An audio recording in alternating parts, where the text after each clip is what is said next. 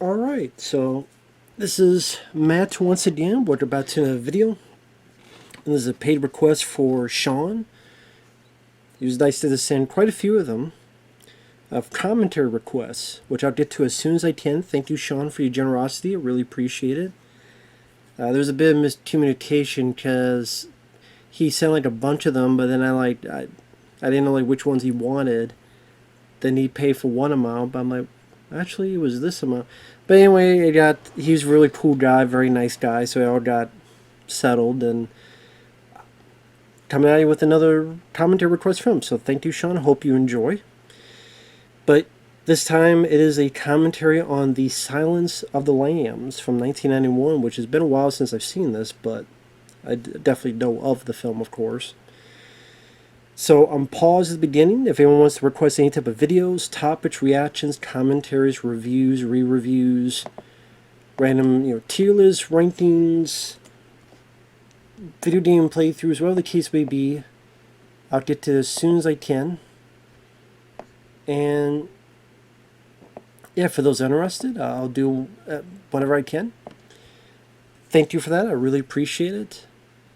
And links are down below in the info box for those who do want to request something. I'll get to it as soon as possible. I'm stalling because I'm trying to start the damn thing. Here we go. Alright, finally it started. The movie hasn't started, but by player, there we go, now it's working. Alright, I'm paused at the beginning. It's an hour and 58 minutes. 3, 2, 1, pressing play. And with the MGM logo, which MGM, I keep wanting to think they're not around anymore. I guess Amazon bought them, but you don't really hear of MGM. And of course, Orion Pictures, this is kind of the, really not like this was a huge hit for Orion, but with all other flops, they would go belly up pretty soon after. It's right, RoboCop 3 got delayed. Like, it was supposed to come out one year, then it got delayed a few years. But I wonder if MGM got more of the benefits than Orion when the box office came in. I don't know the details of that. But this made quite a bit of money, based, of course, on the novel, which you had Red Dragon, which became Manhunter in the 80s, which I love Manhunter. That's a great film. Directed by Michael Mann, starring William Peterson as Will Graham. You have Brian Cox as Hannibal Lecter.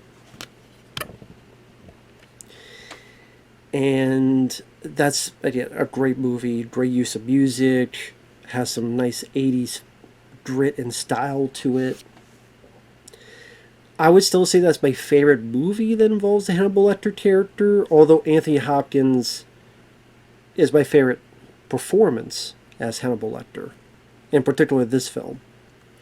I do like Jodie Foster. She's the lead here. I do like her. I like her character. Definitely reminds me of later on we would see Dana Scully. And I guarantee you that was a big inspiration in the X-Files for that character of Scully, was this character. I'm sure it was. But hey, it worked out. As she's getting started in Quantico, the FBI. And interesting that the text is white around black. Like, you don't see that kind of text done in titles of movies. It seems a bit, it gives a bit of a different style to it.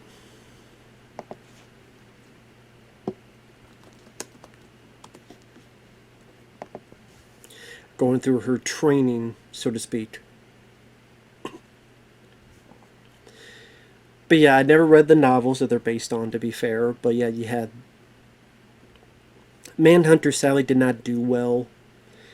Apparently, Dino De Laurentiis had the Hannibal Lecter character because of Manhunter, but because that film bombed so badly, he pretty much gave it away for this.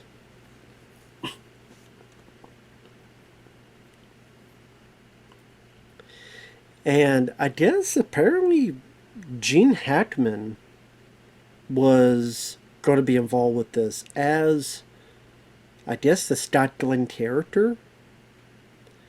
And there's even talks of him directing the film.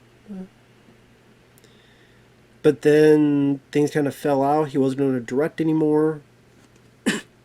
But he was still going to play the Scott Glenn character. But then he's like, it's too violent. And I'm sitting there going, Gene, I love you, Gene Hammond. I love you, Gene. But did you read the original novel? I have to assume the novel was violent like the movie. I would assume it's still Hannibal the Cannibal. And it's, there's going to be violence in there, dude. I just, it was still too much. But if you watch the film, I mean, I never really thought of it as violent. I mean, to be fair, there are violent things, of course. One skins women's bodies and, stuff like that, but maybe it's just like, it is violent, but I don't think it's gratuitous gore, if that makes sense.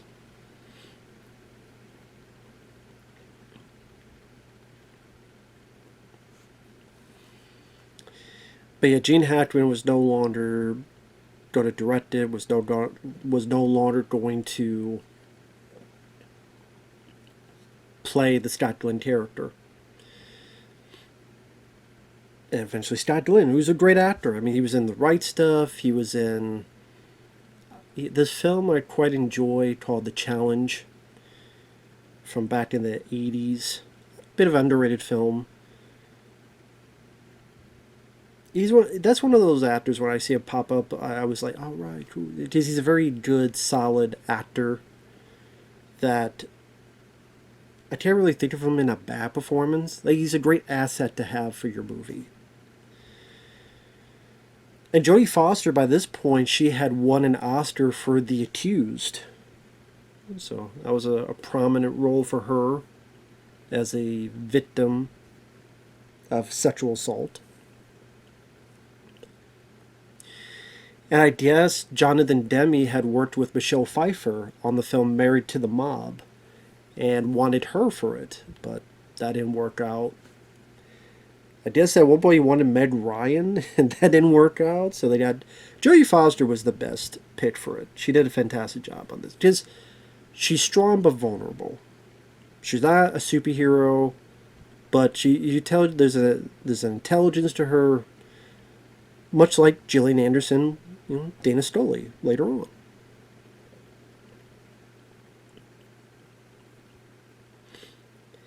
And the best part of the film is the cat and mouse mind games between Clarice and Hannibal Lecter. I would say that's the stuff that definitely pops the most. Is Hannibal trying to get into her mind, and does so, but at the same time she has the strength to be able to save herself when the time comes.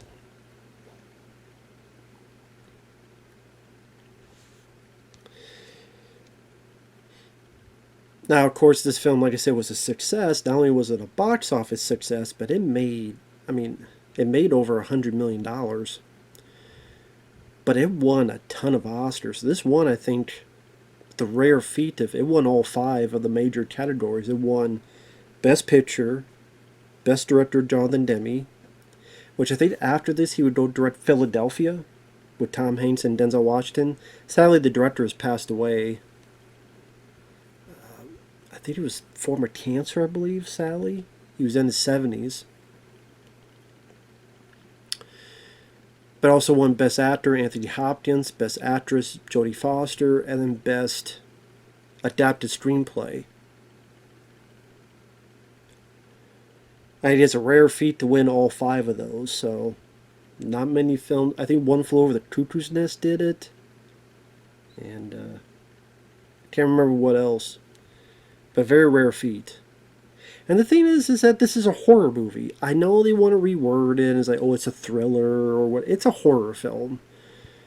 You got a guy who's a cannibal, and you have a guy who skins women, takes their skin, and such a creepy performance by Ted Levine.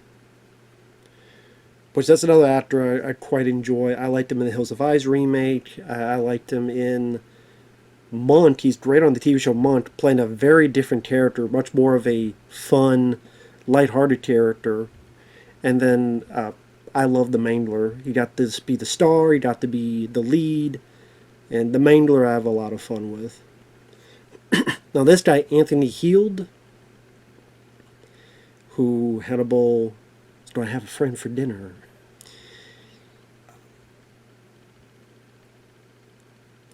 He did an interview for the Blu-ray of Deep Rising, because he's in that film as the main human antagonist. He's a guy that wants the ship sunk to get all the money, and then screw all the people who die. He just wants the money. So you have the monsters, but then you have the human bad guy, and he's the human bad guy. And he mentions how, even though I've done films like Silence of the Lambs, the film people ask me the most is Deep Rising, which I thought was pretty cool. But I mean, that's a fun, entertaining popcorn movie, and he's the main heel. You love to hate him. You love to see him just come up, and so.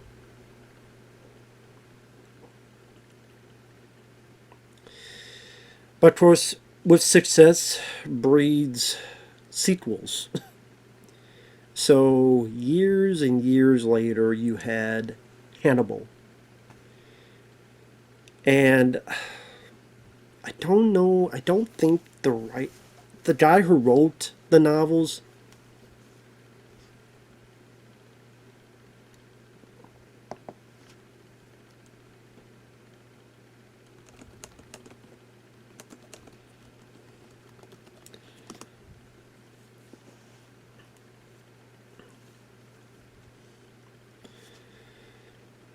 yeah, it's one of those things where, sorry, I'm just doing something real quick here. Was it 2000 or 2001? 2001? Yeah, okay. It was 2001 when that came out, Hannibal. Which, that's one of those films that, I don't know, there's stuff I don't mind in it, but I wouldn't say I'm huge on either.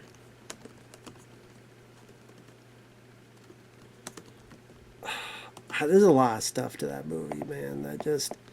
Oh, there's Frankie Faison. Good character actor. He appeared in a couple of these. Like, he was in Hannibal. I think he was in Red Dragon. And I think... Not related to this, but I believe he was in this film called Highwayman, which I remember not minding, with Jim Caviezel. I believe he was in that. I could be wrong. But Frankie Faison as, I believe, Barney. Definitely has a nice warmth to the character. It's kind of neat to see him come back for some of these other movies. But anytime I see this, I always think of the Loaded Weapon 1 parody where it's Richard Mall warning them, and then Emilio Estevez, Samuel Jackson start going down, and Richard Mall turns and goes, "I mean the right. I mean stay to the right." I like Sam's grabbed, and Emilio's punching the guy and turns the gun on him, and Sam's hiding behind Emilio. And like they're going down, and there's like the one like boxing a balloon or something.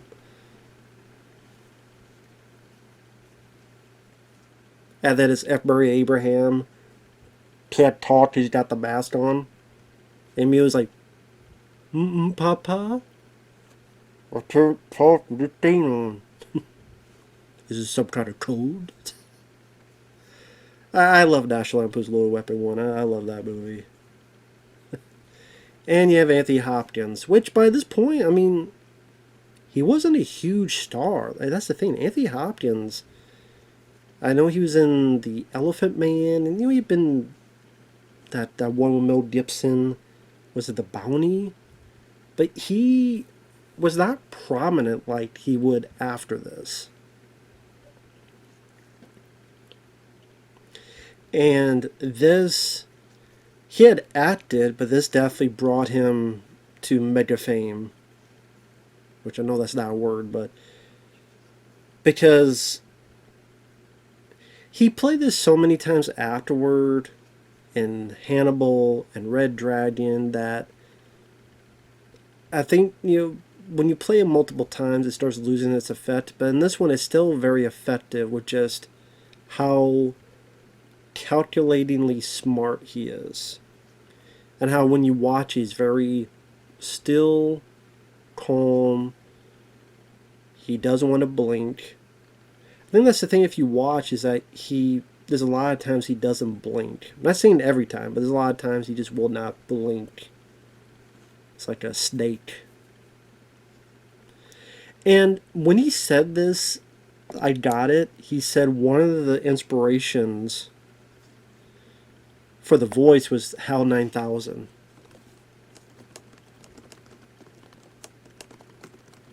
And I really do like 2001: A Space Odyssey. I like the HAL 9000 computer, that voice, and I'm like, that works. I see it. I see it. I get it. I understand what he was doing, and I think it worked very well.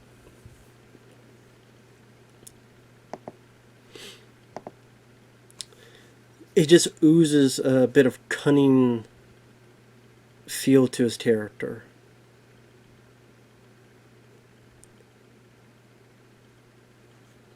It's a new plaything for Hannibal Lecter to toy with, so to speak.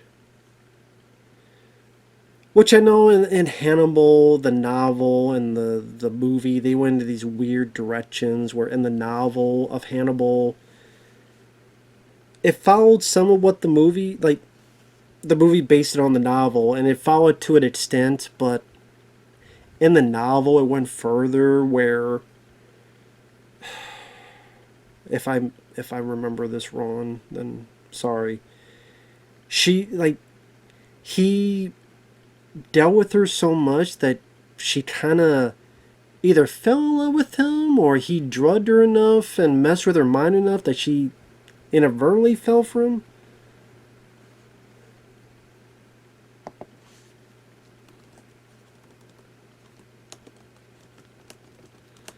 I can't remember. I remember there was this big talk when the novel came out and they go, that's the plot? And then when they're making the movie, I'm like, how far are they going with that plot? They don't go that far in the movie, I appreciate that, but Hannibal's one of those movies that was just kind of meh. Like, it was cool to see Anthony Hopkins there. I like some of the lines.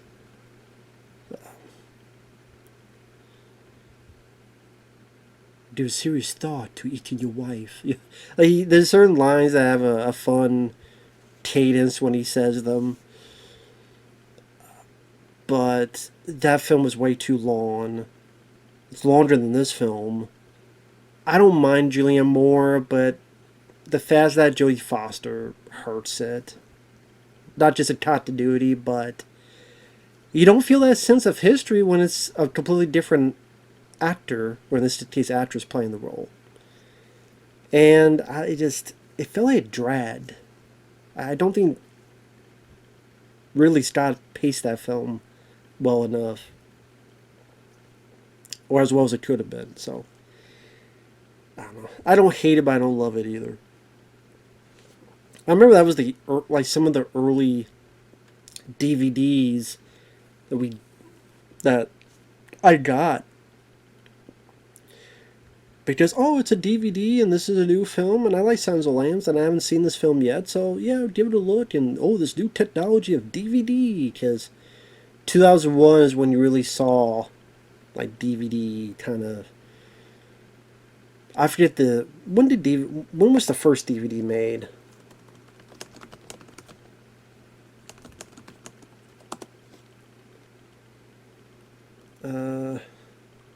Well, they said 1995, and then 97, more so. So I guess I was late to the game on that. First release invented in 95, first released November 96 in Japan. So really 97 is when we started seeing them in the US.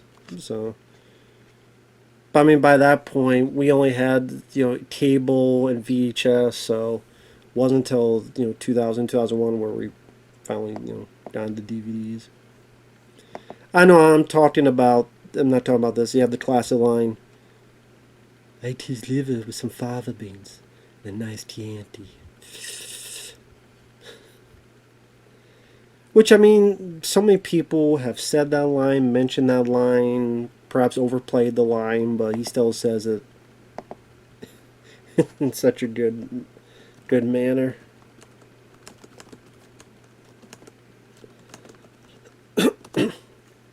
Again, trying to get into her head.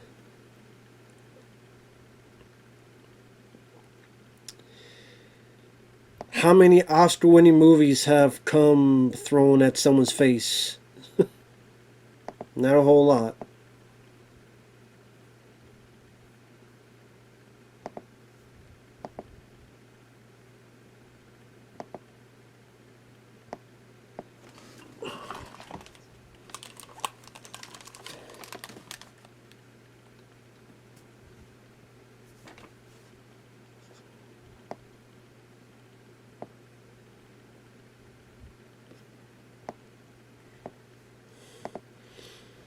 I remember reading that Anthony Hopkins was nervous with Jodie Foster to say this lady won an Oscar, and so I'm kind of nervous to act with her. And then you just see how commanding Hopkins is in the role. It's like, but Anthony Hopkins seems like a cool guy. Like anything you hear about the guy, he just seems like a cool, decent guy. Like you don't really hear anything bad about Anthony Hopkins. He seems to just play it cool, so to speak. Like,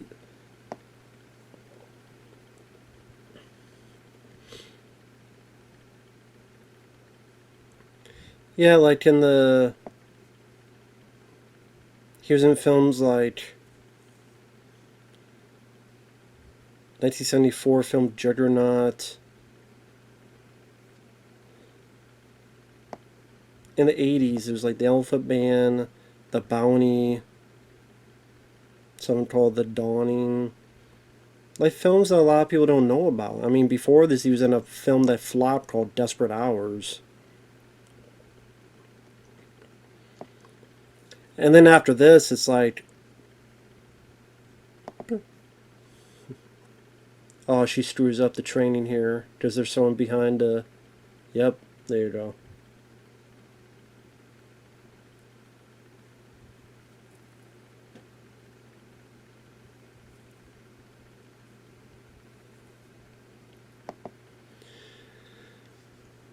But he was Professor Van Helsing in Bram Stoker's Dracula. He was in Nixon. He was in like The Edge. I do like. I think that's a good survival story. I think Hopkins did a wonderful job there. I liked him in The Master of Zorro.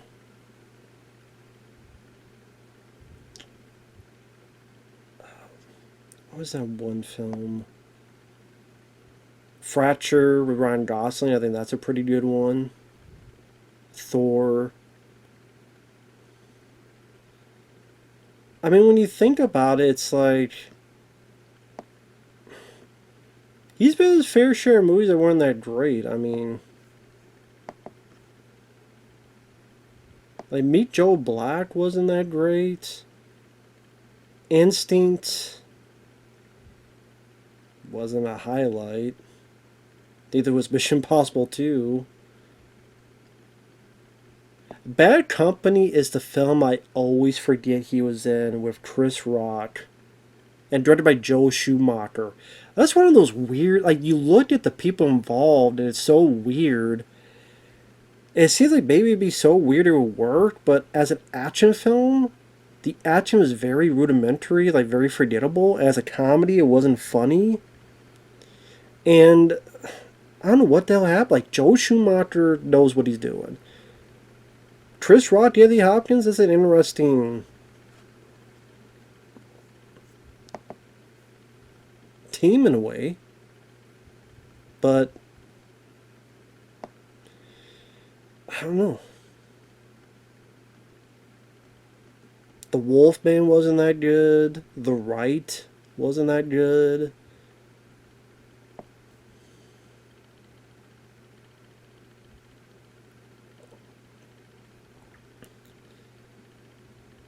I don't think I saw Solace. I'm getting that confused with another movie. He was in a Transformers movie, The Last Night, which I forgot he was in that. The voice of that robot in Rebel Moon, Part 1, Part 2. Such a waste of his talent.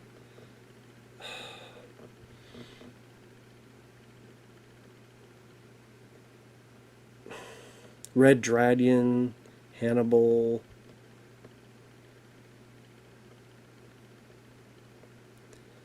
Like, he's a great actor, and I don't think he's really been used as well as he could have been throughout his career. When he pops up, it's nice to see him.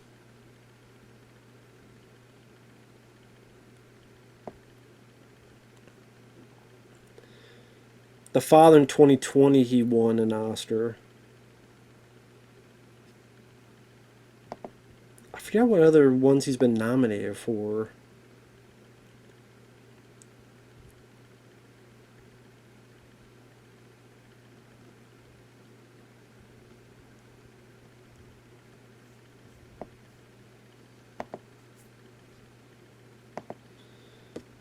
Double check real quick. I'm just curious. He won for Silence of the Lambs. He was nominated for The Remains of the Day. Nominated for Nixon. Nominated for Amistad. Nominated for The Two Popes.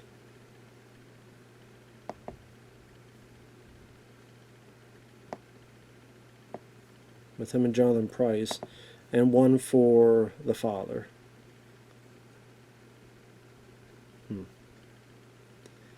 So there you go.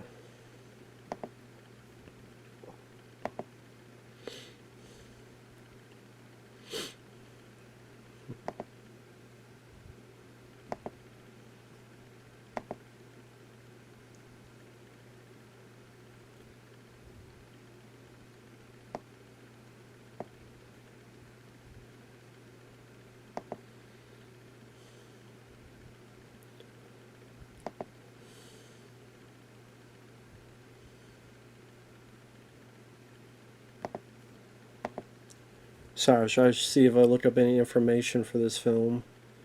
As Clarice is on her investigation.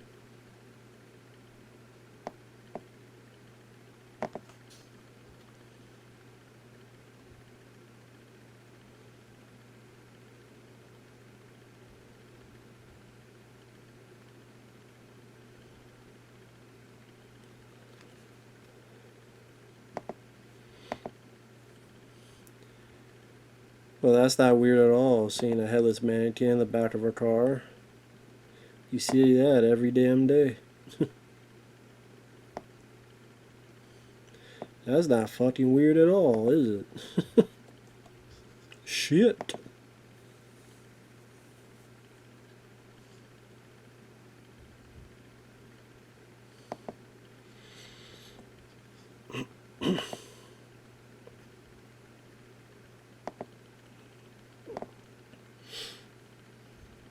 Oh, yes. Ooh, shit. There you go. Little piece of evidence there. You get a little head in life. Don't lose your head, guy.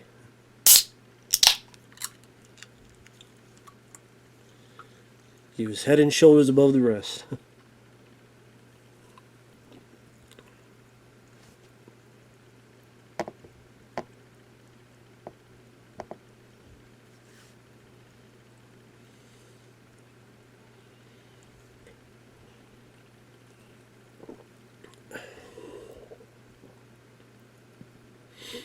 So she was able to figure a little bit of thing out.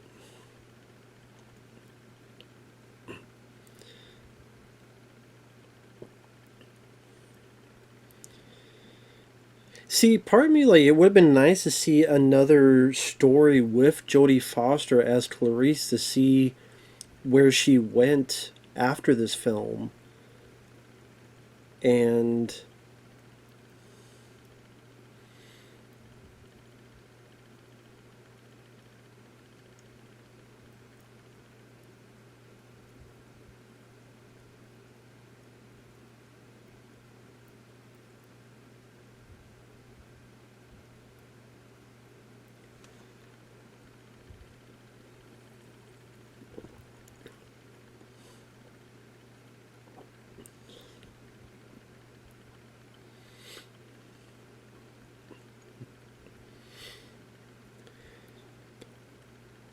And some people, I wonder if they. I thought she pulled the southern accent fairly well.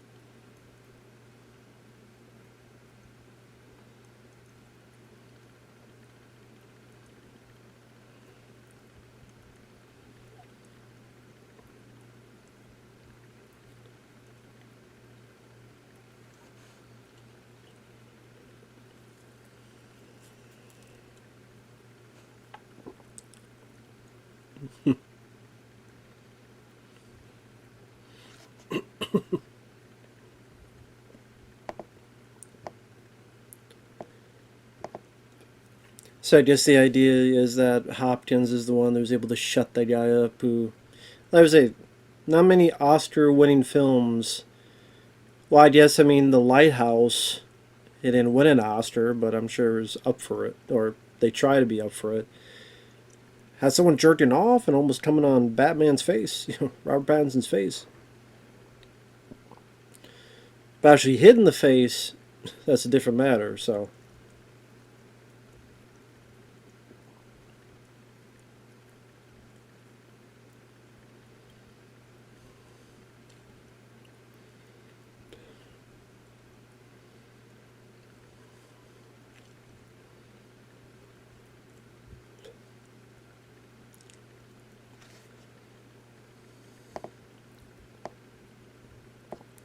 So this is again more of the start of the mind games, but it's not the only thing he's for. He's for freedom as well, and he sees this as his opportunity to gain freedom.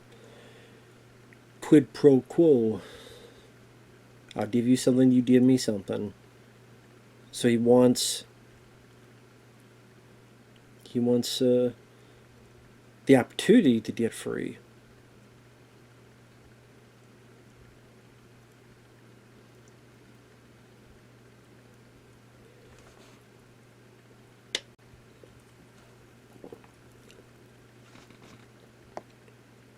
So yeah, obviously he knows who the killer is. It's just he gotta find a way to benefit for himself. And here we have the not his first victim, but the first victim. Well,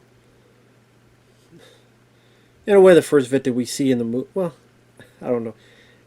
She don't get her ass killed. That's pretty much it. Well, actually, no. Isn't she the one that she's trapped, right? And like at one point starts cussing out fucking Jodie Foster. Don't leave it here, you bitch. It's been a while since I've seen this. I think she's yeah, and she's the one in the well. Put on the skin or it gets the hose again. I can't remember. I can't remember if this becomes her or if he kills her. Then there's another lady. It's been a long time since I've seen this. So, and of course you have a guy look like a victim, look like he needs help, look like oh, there's no way this guy could hurt me. There's no way this guy could screw things up.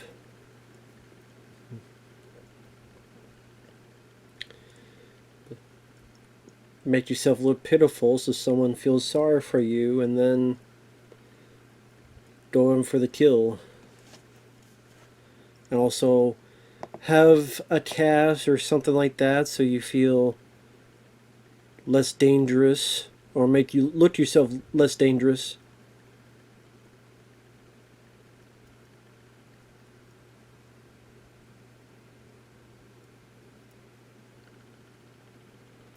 And make him seem more less dangerous and more pitiful.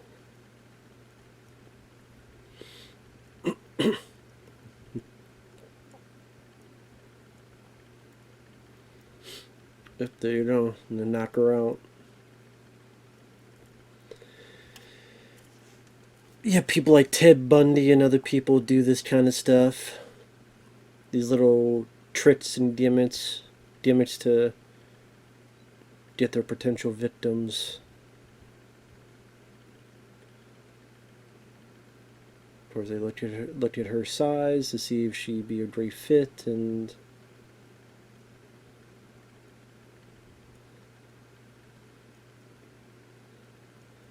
that's what I'm trying to think of. She's,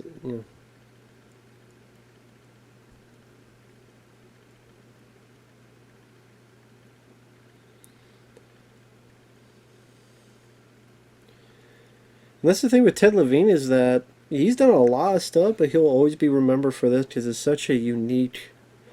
I mean, it's such a creepy role, and he does such a good job with it. Just Ted Levine has that unique voice, so a lot of times he'd be cast as a villain, like Joyride as Rusty Nail. Teddy Kane.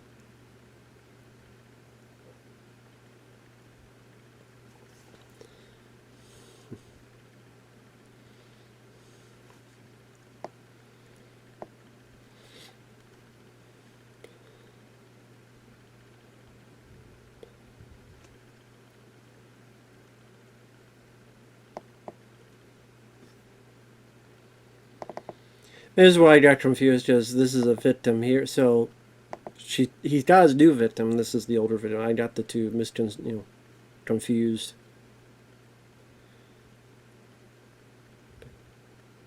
Keeps him alive for 3 days.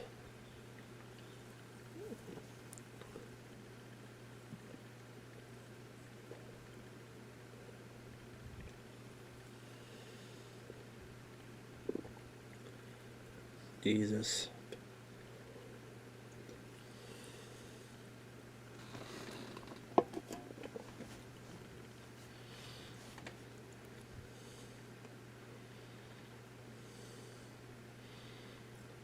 Still pretty vicious.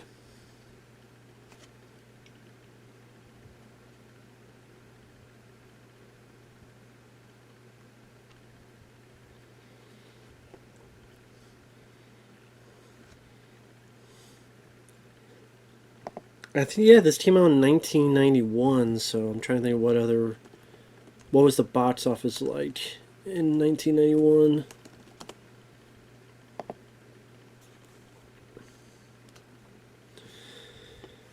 Number 1 was Terminator 2. Number 2, Robin Hood, Prince of Thieves. Number 3, Beauty and the Beast. Number 4, Hook. Number 5, Silence of the Lambs. Number 6, JFK. Number 7, The Naked Gun, 2.5. Number 8, The Addams Family. Number 9, Cape Fear. Number 10, Hot Shots.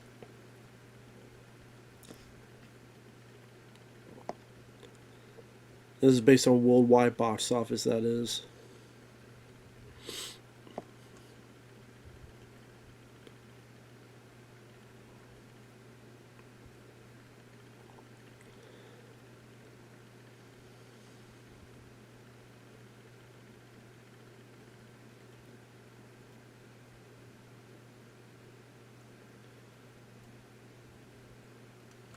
Also at the Oscars, Jack Palance won for Best Supporting Actor in City Slickers. Mercedes Ruehl won for Best Supporting Actress for The Fisher Teen. Best Original Screenplay was Thelma and Louise. Best Score, Beauty and the Beast. Best Song, Beauty and the Beast. And Best Foreign Film, Mediterraneo.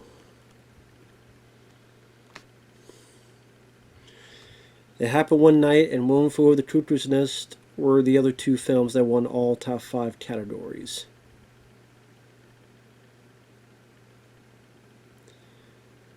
And yeah, I mean, no matter how they don't want to word it, this is a horror movie. I mean, that's, you call it, it is drama, sure, it is, but I mean, it's still horror as well.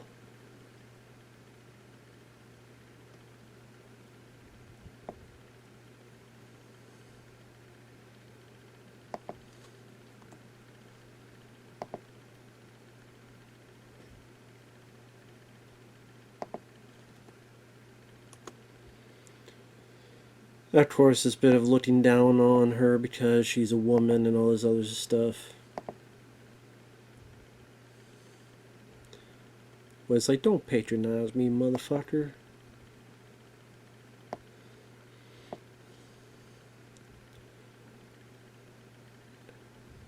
All these poor darn idiots. Hey, there's a woman here?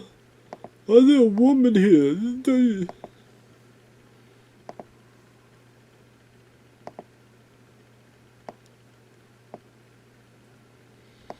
Yes, it's a woman. No, leave me the fuck alone. What you gonna do about it, bitch? Yes, it is a woman. If you don't leave me alone, I'll hit you in the face, bitch.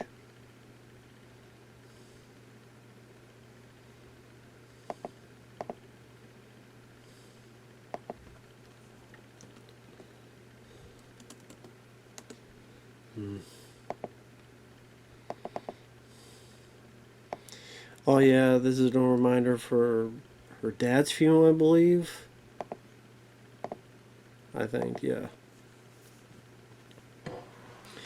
There's going to be some of the stuff Hannibal Lecter's going to try to get into her head about.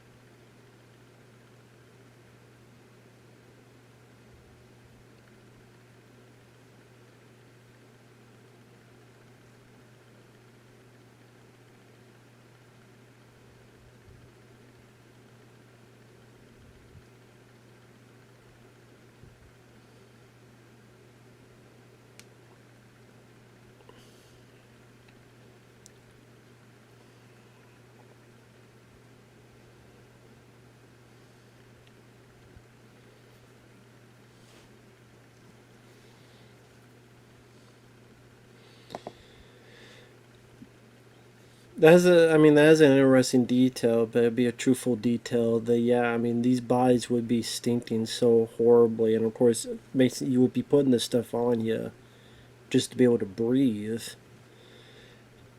But it's something that's not really brought up a whole lot.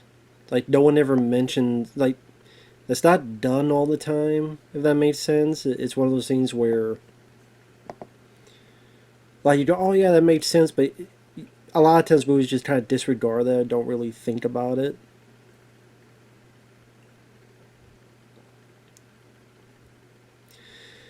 Now, the guy who unzipped the bag, that guy over there with the glasses and the suit and tie, that's not Scott Glenn.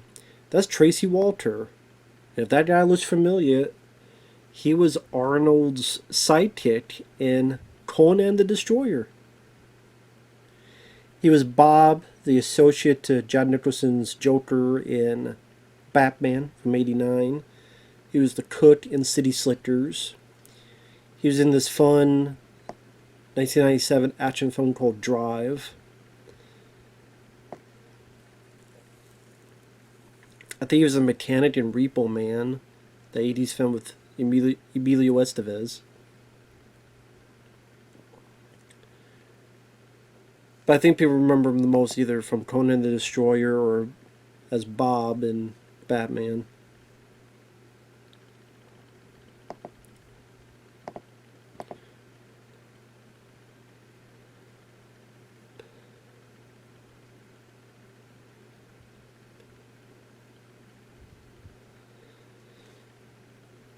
Like, you have to act horrified but professional.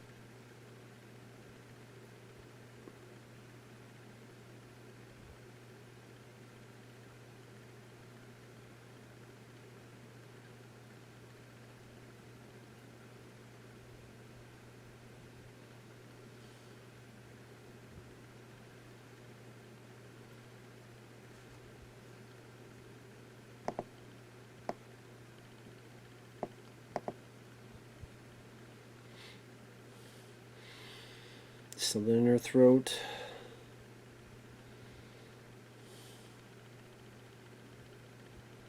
I'm sure these scenes were a lot more grisly. The aftermath, you probably saw a lot more of this body, like the way she's been skinned and stuff. Obviously, he didn't take all the skin, but like enough patches.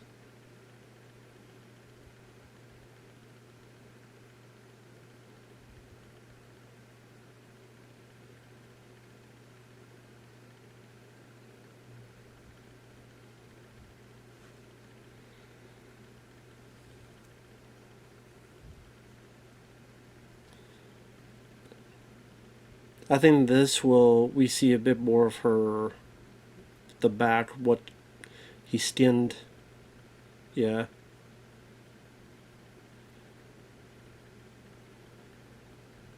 I mean, you do see enough here to be fair.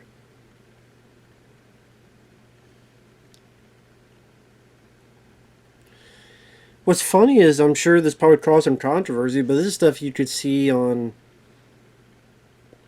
a show like True Detective or something of that nature.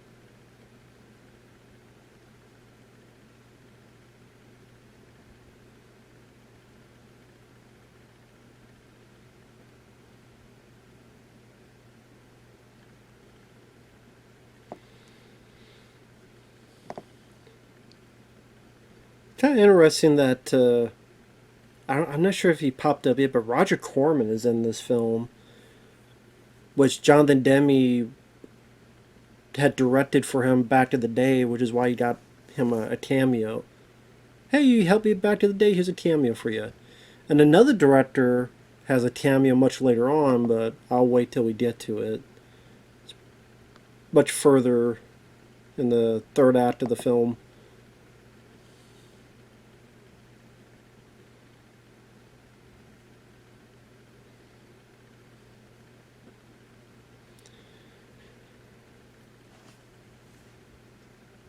I know I've seen this guy before. I can't remember where, though.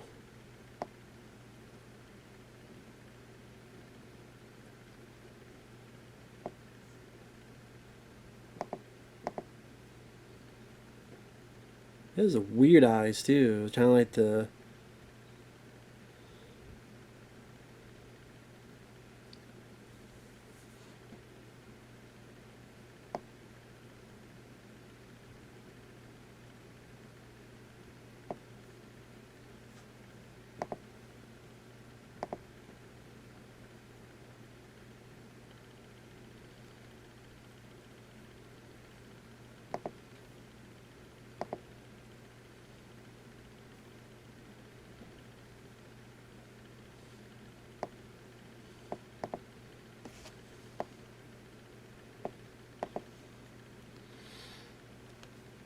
Yeah, I can't remember where I've seen him in though. Oh well.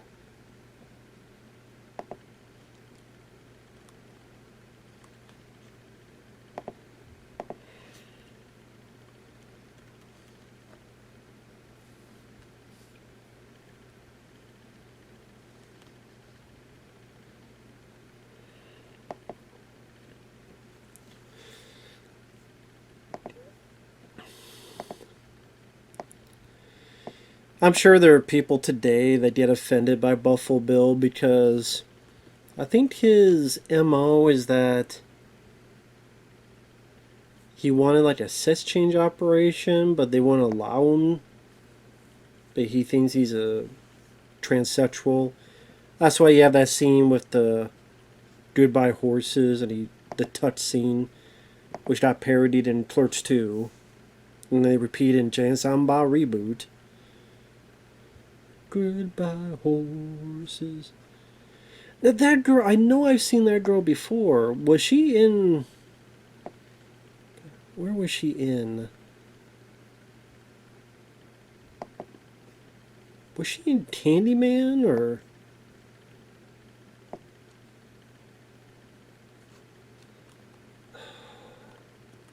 Yeah, she was. Okay, that girl that was with Jodie Foster.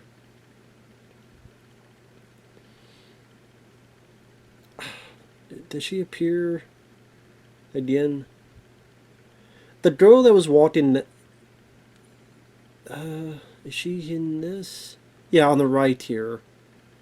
To the right of Jodie Foster. That's Cassie Lemons, who again was in Candyman. She was Virginia Madsen's friend. She was also in Hard Target, of course. She was the detective in Hard Target. She was the cop who tries to help Yancey Butler, and the three of them find the guy that Arnold Vosloo blew his head off, and that's where the bad guys come on motorcycles, and she has the gun, and she gets shot up, and then Van Damme takes her gun to shoot the guy off the motorcycle, and then goes around and kicks the guy off the motorcycle. So yeah, I forgot that she was in this from Hard Target. The detective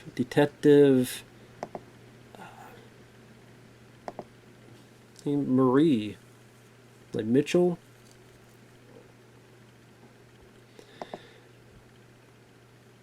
So I mean, that's cool to see her. I forgot she was in this.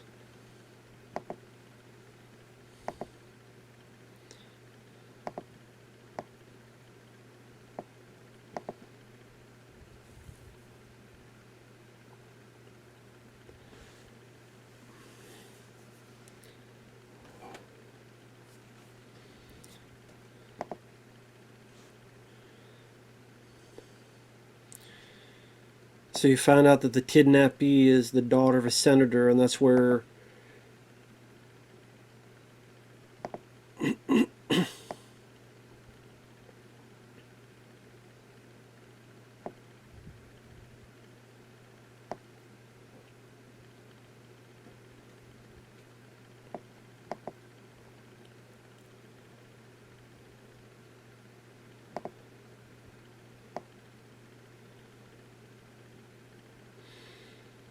Nah, I mean, Hannibal is a smart enough guy. He knows this is a bullshit deal.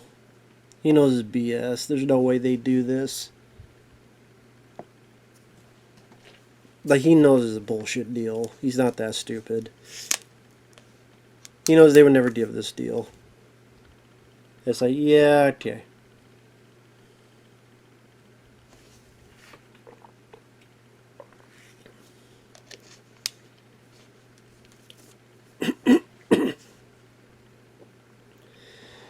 It would be changed up the deal.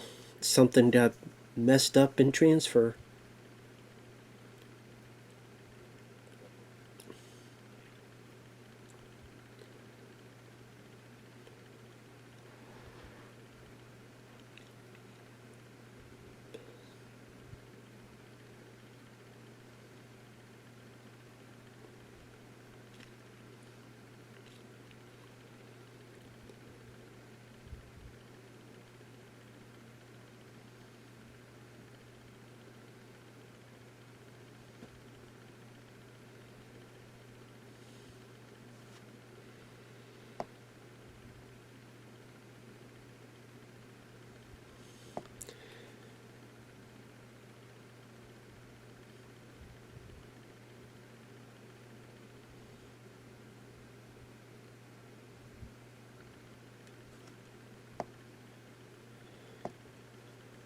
So you get the idea that the reason he's so adamant about this is because he loved, I would assume he loved his psychiatry work. He loved getting in the minds of people, seeing how they tick. I mean, obviously there's a reason why he got into psychiatry in the first place. And they try to explain stuff, but not really in the Hannibal Rising movie, and it's just... That's one of those movies you go, why? Why was this a thing? Why did they make this? They did because they realized, hey, Anthony Hopkins is getting older. He doesn't want to play the character all the damn time. I mean, you gotta think about, like, it makes it seem as if he's played it so many times, but he's only played it 3 times. And think about, like, I mean, hell, Stallone has played Rambo more times. Eddie Murphy's played Axel Foley more times. Here it's, again, this, Hannibal, and Red Dragon.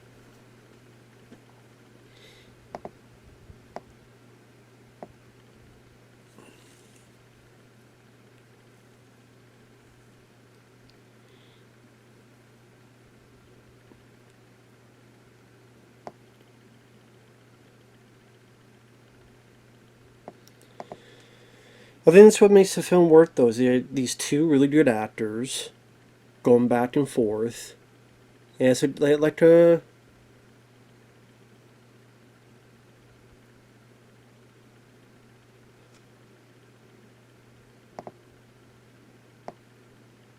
It's like a good play, in a way. I mean, this right here could be done like a play.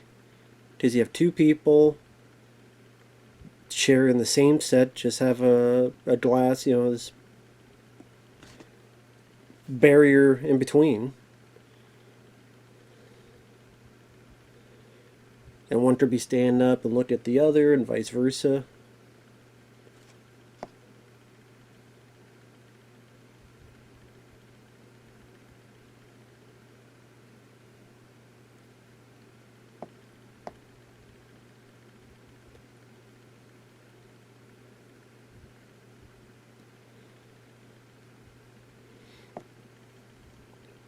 I do like that shot. That's to have him up here in the reflection, so without cutting, you still have both in the same scene. Obviously, you also have to make it so that the camera doesn't show up, so it's definitely a tricky bit of business. Okay, we gotta have reflection happen, but we can't have the camera be reflected. So make sure he gets in the right spot, which makes it work.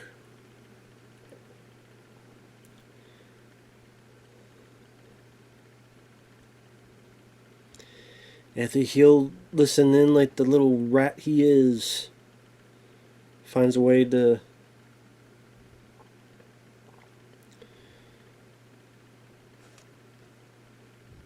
I know he doesn't, like, he screws up the deal and makes his own...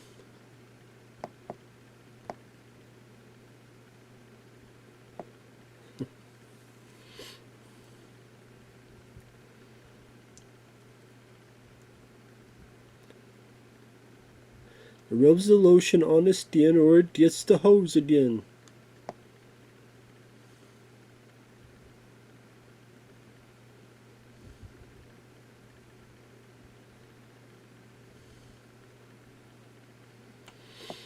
Again, it's just, he just has such a unique voice and stuff that just works for Buffalo Bill.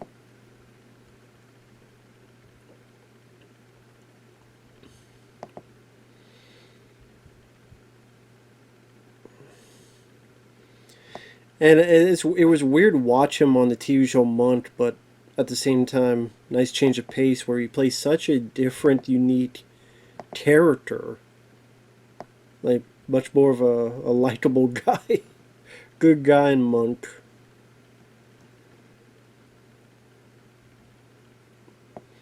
I mean, after this, he was the bad guy, Nowhere to Run, which he did a good job in that. The main lead got the star, which was great. He was in Heat as one of the cops, worked with Pacino. Mad City. I forgot all about Mad City. That's one of those films I always forget exists. He was one of the goofballs in Flubber, the henchman. Very different. I forgot. Yeah, he's the general in Evolution.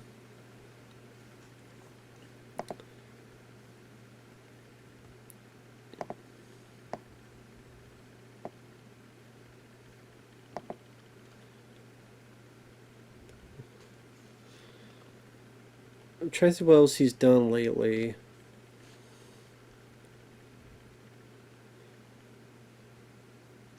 Films I never heard of. A Single Shot.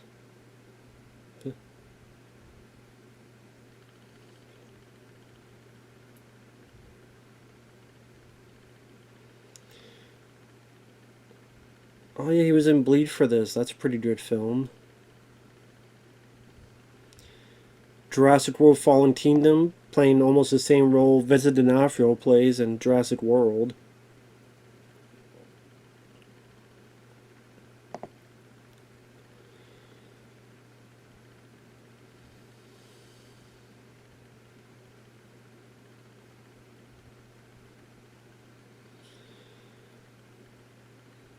So 2019 film The Report and A Violent Separation.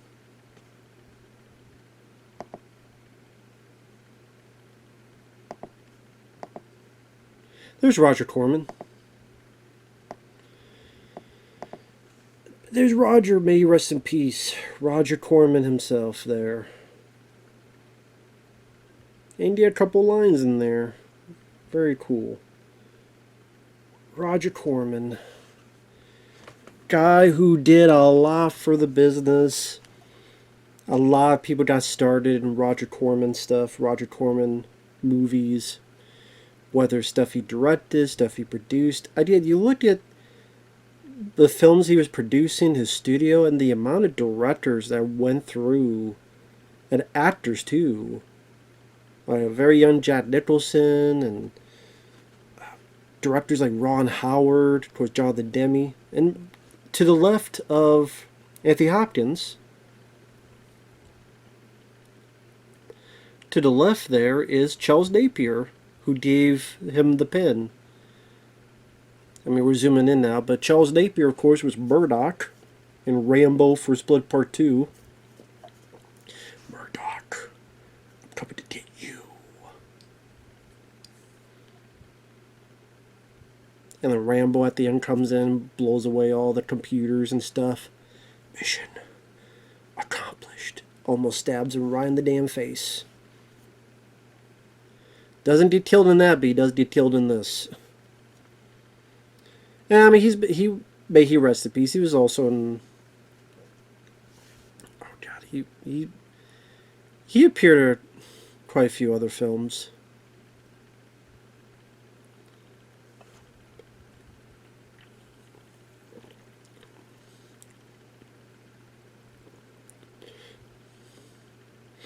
Here's the senator in question. Her name is Diane Baker, and she's 86 years old. And what else has she been in? A lot of TV stuff. Episodes of ER, The Nanny.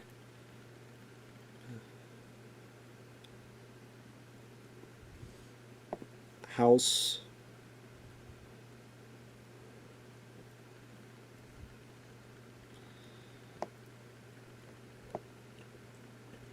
Oh, she was in Murdered 1600. She was in The Cable Guy, Mrs. Kovacs. Is that the... Did she play the mom in that? Yeah, she played Matthew Broderick's mom in The Cable Guy.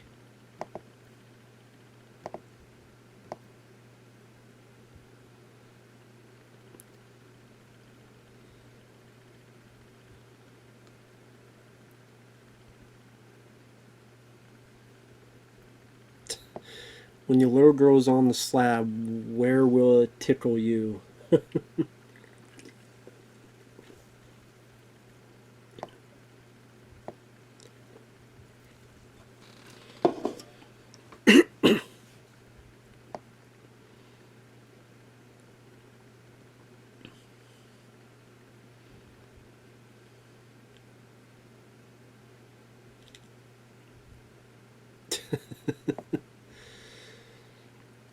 And that mask, I mean, that look of Hannibal definitely got fairly popular.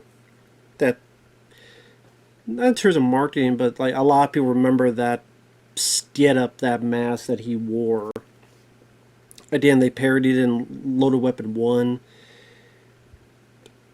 They might have referenced it in Hannibal, maybe in Hannibal Rising. I can't remember.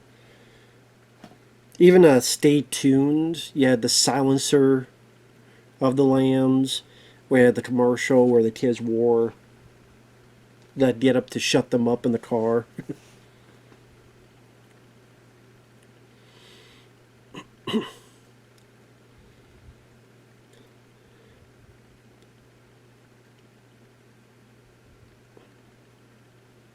So they transferred him, which is what he wanted, and he was able to get that pin.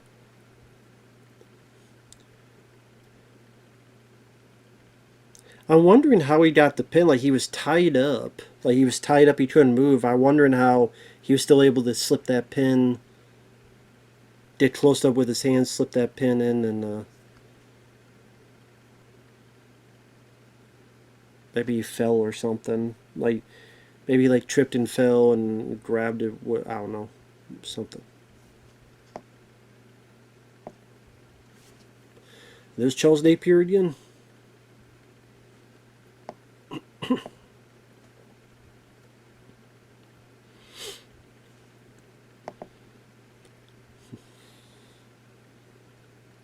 Try to remember how many times she's able to talk with him.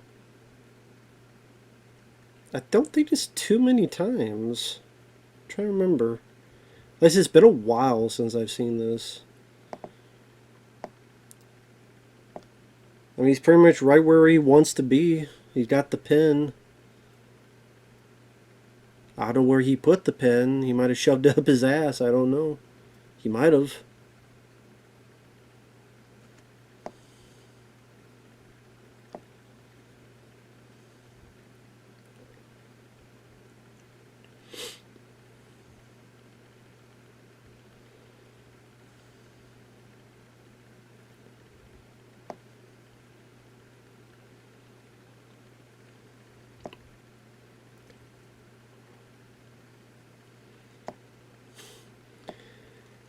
It's funny he says that. People say we're in love, and then you see what happened in the Hannibal novel.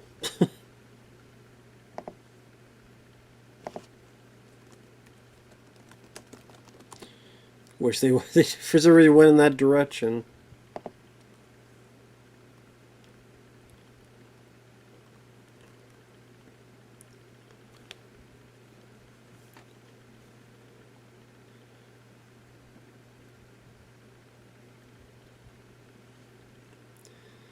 Yeah, I'm looking at the Hannibal novel that Harris wrote, the sequel.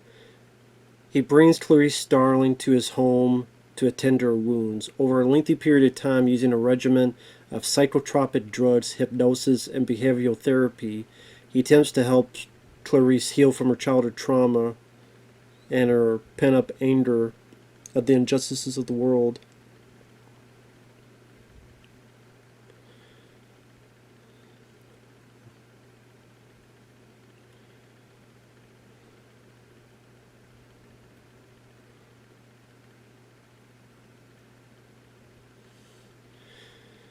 She confronts Lecter on his goal to replace her personality with that of his sister, asking him if there's a way for both of them to exist.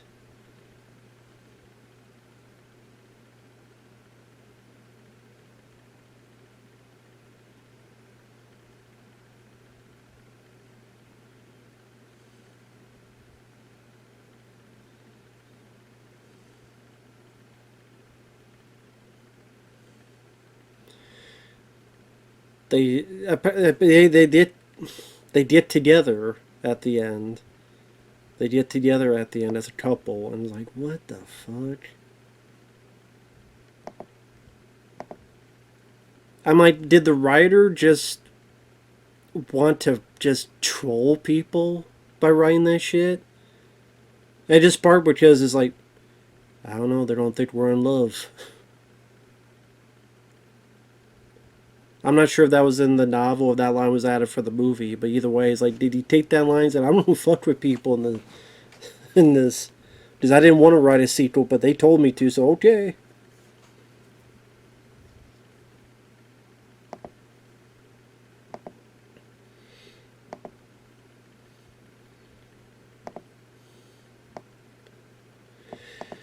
So I think this is a scene where we understand why the title is what it is, why it's called The Silence of the Lambs, because she heard the slaughter of the lambs, and they were cute and like pets and stuff, and then they get slaughtered and the screaming, and that just affected her, and she wasn't able to save any of them.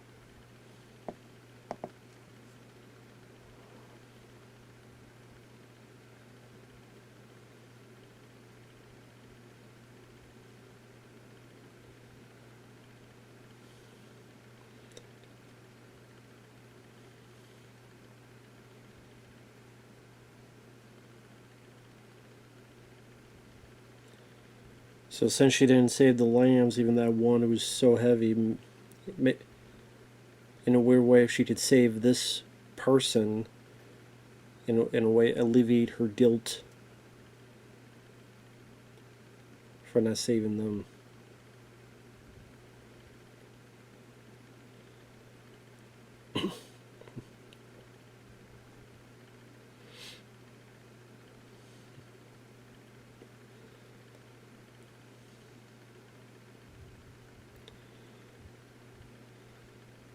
So she has nightmares about the streaming of them, but by her facing her fears, facing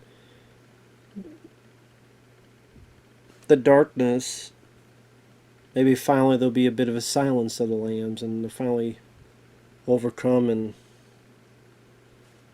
move on.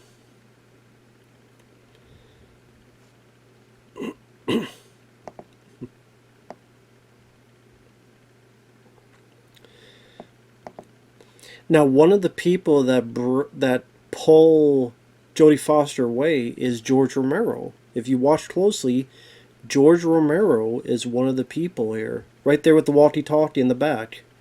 He's got the walkie-talkie. That is George Romero back there with the tie, the striped tie.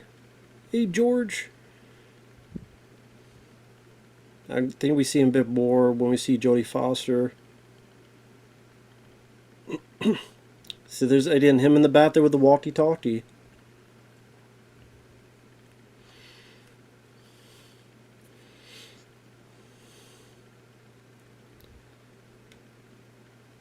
There's George. There's a bit up close shot of George there looking back at Lecter.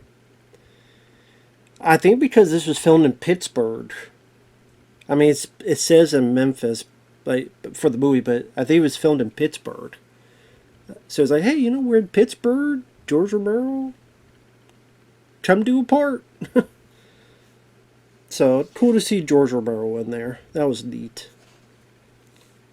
That was neat to see. I think that's the last time she gets to talk with Hannibal Lecter. Which,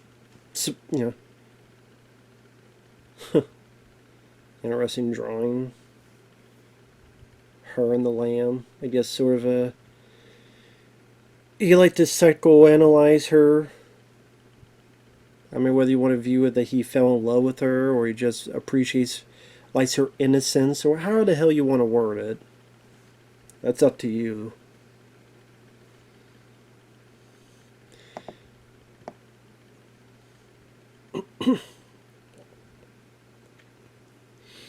Well, he got what he wanted out of Clarice now. He doesn't really need to stay. He's like, I have no reason to stay here anymore, so now. You know, uh-huh.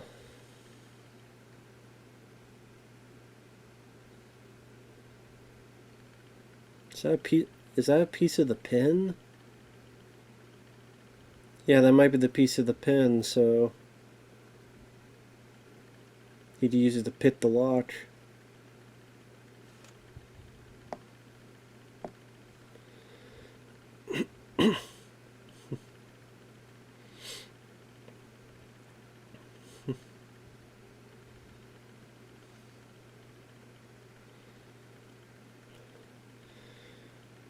You'd think he would just find a way to just slide the food in.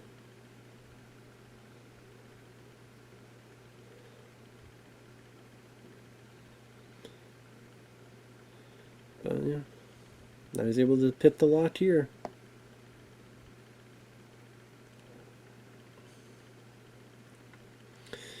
We see just how calm and intelligent he is, and then now you get to see, no, there's a reason he's been in here in the first place. He does have a vicious streak to him, and we're about to find out, even more so.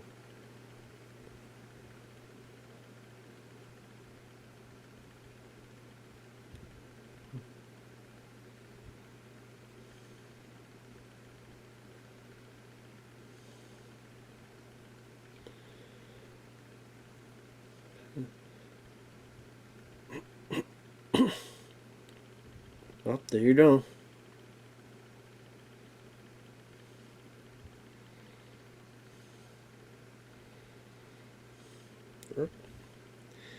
There you go. He's hungry.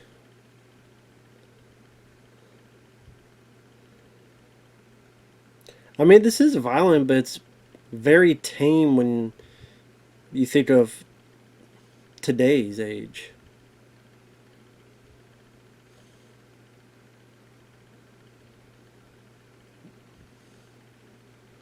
Like, this is just sound effects.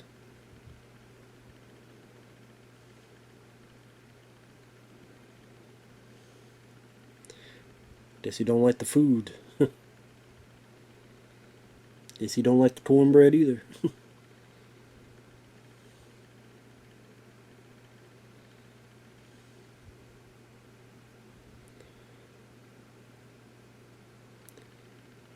Yeah, I mean, the fact they only have two cops and that's it for this, high profile serial killer, at least I would assume he is, then a bit weird to only have two guards and that's it for security.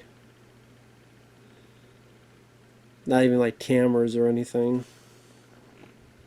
But it's a movie.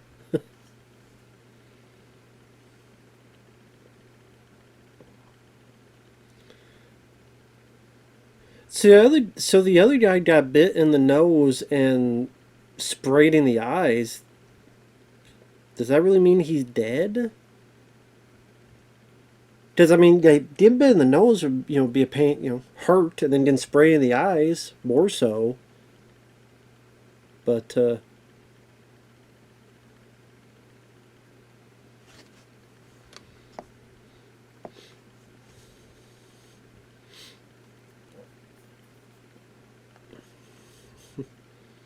oh, but doesn't he like rip? Yeah, he cut the skin off, right? Yeah, they cut the skin off of one to pretend to be. That's right. Oh yeah, like he changed clothes and won this. You think it's Hannibal's body? I remember it now. Then that's the smart twist of, oh yeah, that's how he got out of this. Like I said, it's been a while since I've seen this. But that's right, yeah.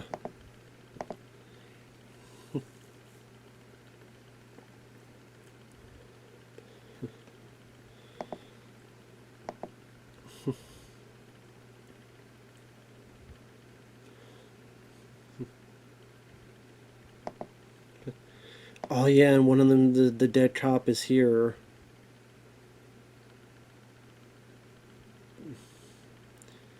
Pretty vicious display too.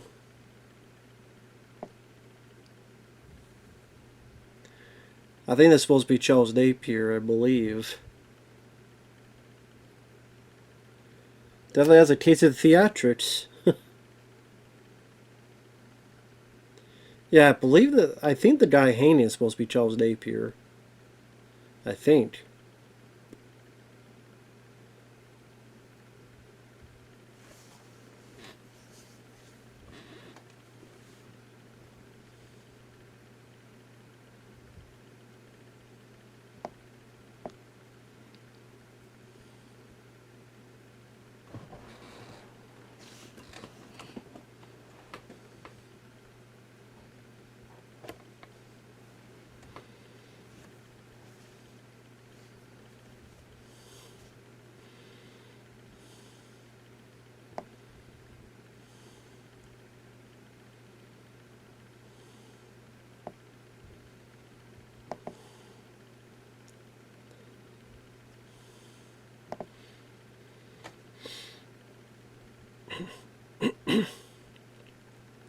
Yeah, yeah. He says that guy's Pembry. That was the other sergeant. I think it's after Alex Coleman. So yeah, it is Charles Napier's the other guy who was. He's the one. Hun.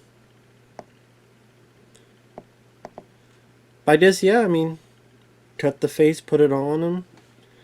Supposedly beaten up so much, you know.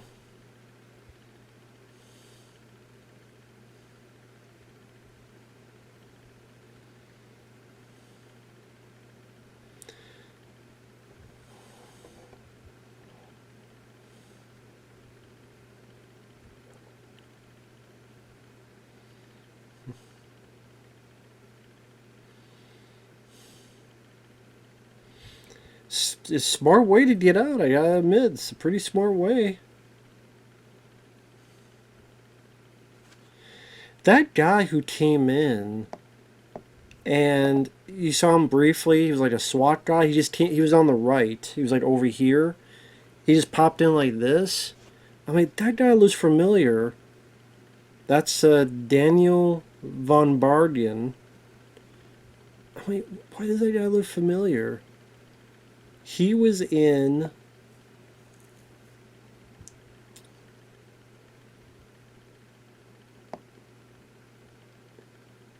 Lord of Illusions. He was the main bad guy, Nix, Nix. He was the main bad guy in that film, Lord of Illusions. He was also one of the teachers in the faculty. This is the test. This is going to be on the test. This is the test. That teacher in the faculty. He was also a general in Universal Soldier: The Return with Jean-Claude Van Damme.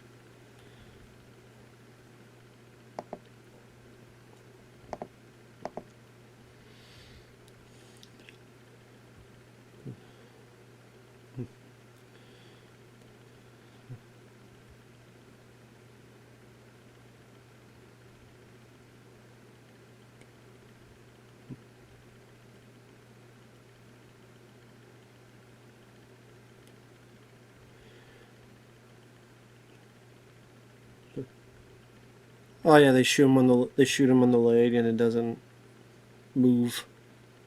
Does he realize something's up?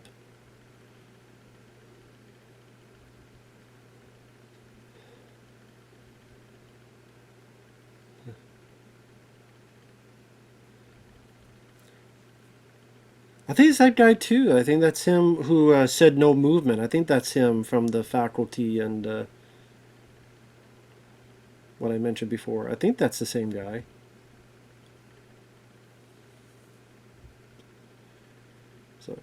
It's nice when you watch these films and you know it's like little folks that would get bigger roles later.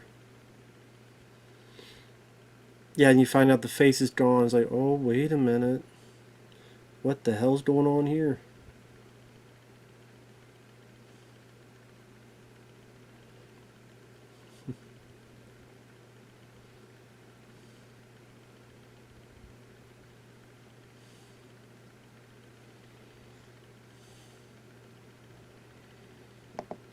Oh, here you go.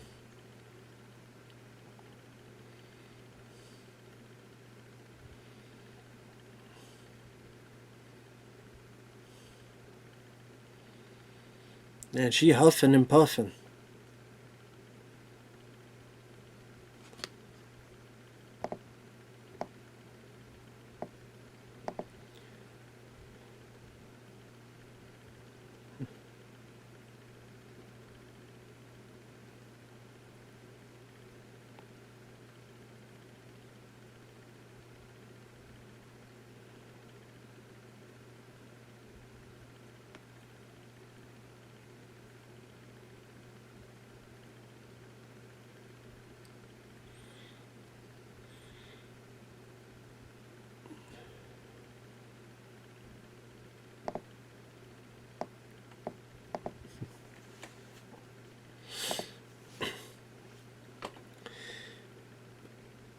But it's kind of interesting they did it this way because, you know, Hannibal Lecter is a big part of the story, but it's like, okay, let's end his story first.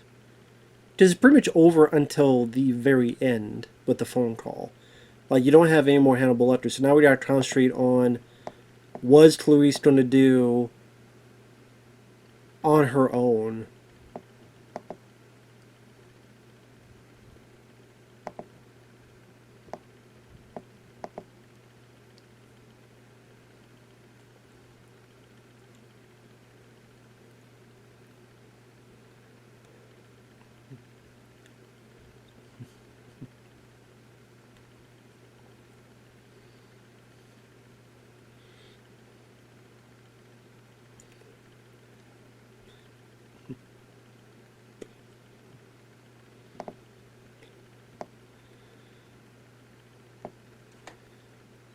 Bit of a weird choice, though, to have them look right at the camera for this. I'm not 100% sure if I like that.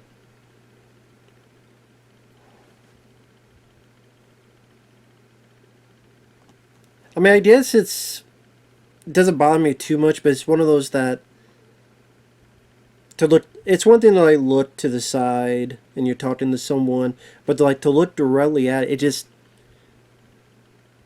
is not. It's usually not something you do, so it just comes off as a bit strange.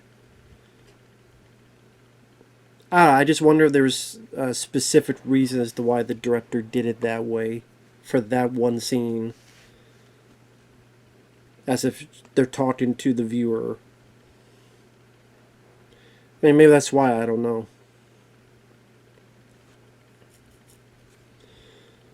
But the conclusion is that this victim he knew, so probably lives close by.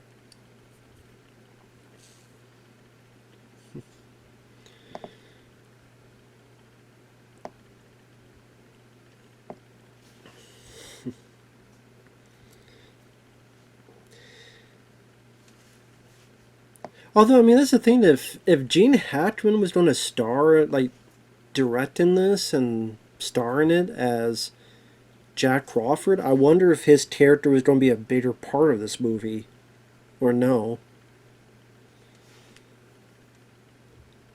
Because it does seem like Scott Glenn kind of disappears. He doesn't totally disappear, but just like he was going to be in it more than he was. Now, I don't know if there's more stuff shot and was cut out, or something else happened. I don't know the details.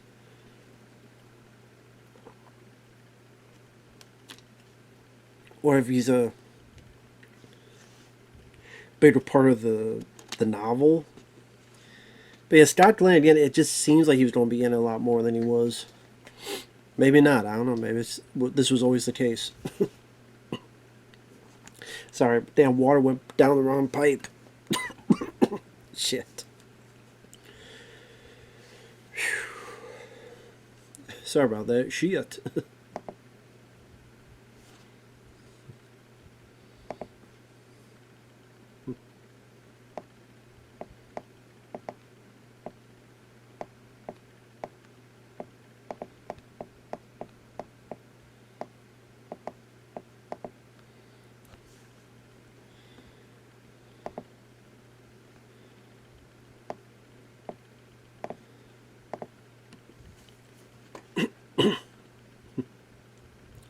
T.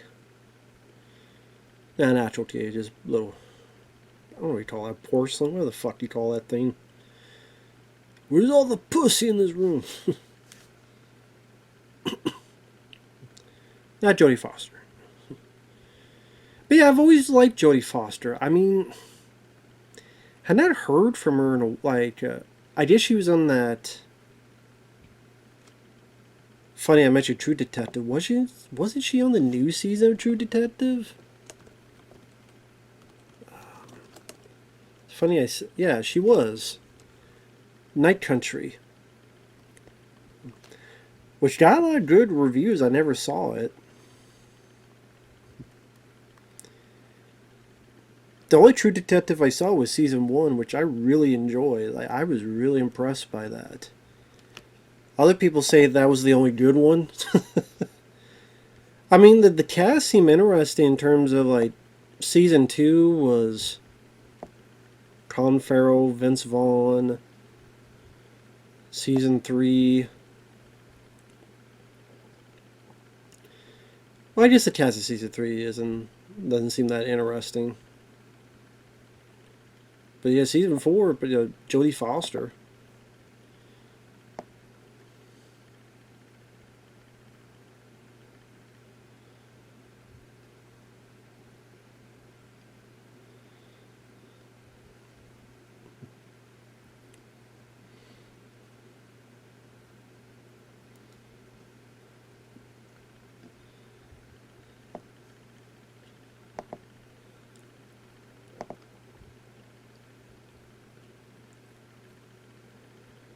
Here's Scott Glenn.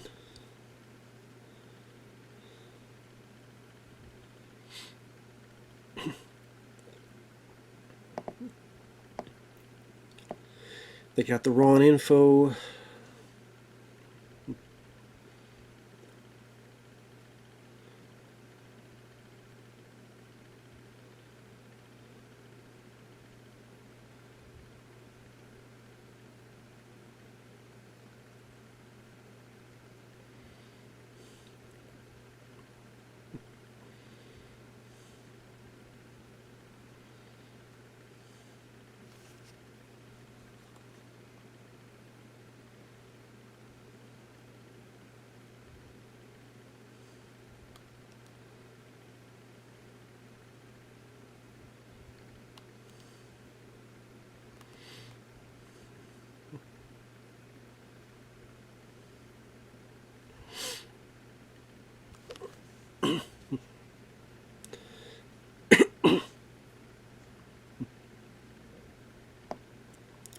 Damn. They don't believe her, of course. Why would they believe her?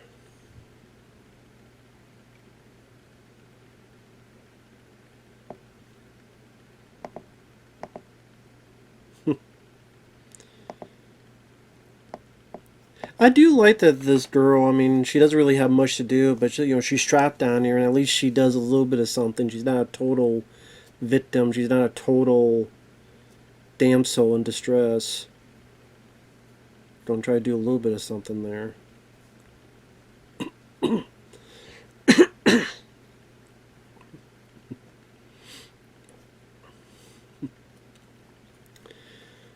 Although, how the hell the dog gets in there and perfectly in there,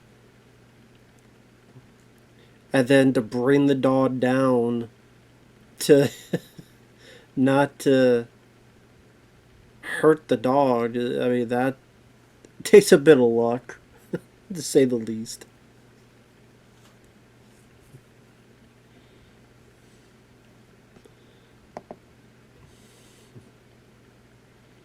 Just a little bit.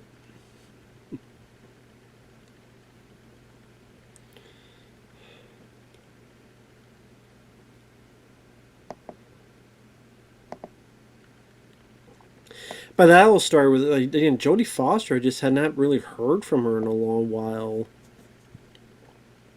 She directed Mel Gibson, that weird movie, The Beaver, which I remember not being that big on it of a film.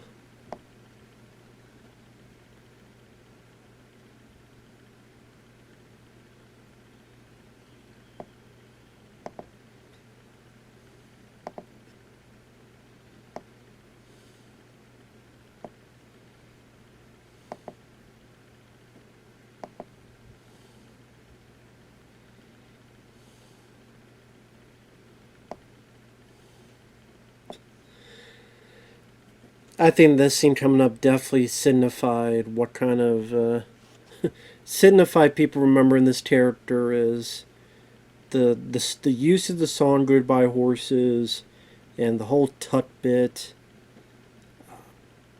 Yeah, this whole bit here. People are like, what the fuck?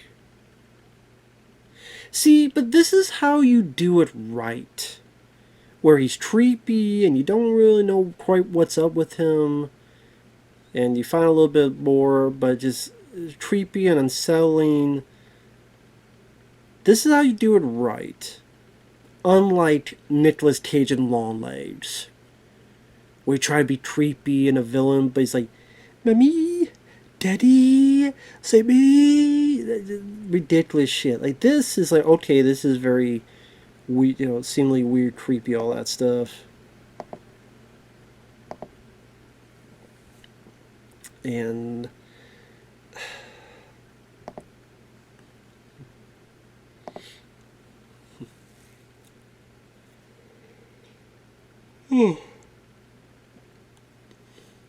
sorry about that. Like, this is a way of doing it, not that fucking other shit. And Long Legs. Which people,